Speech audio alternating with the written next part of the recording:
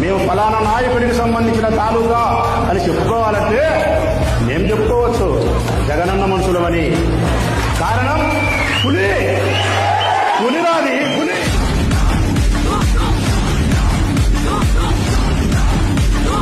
ఇదిపోతే ఓడిపోతామనే మీ గుండెకు భయాన్ని కలిగి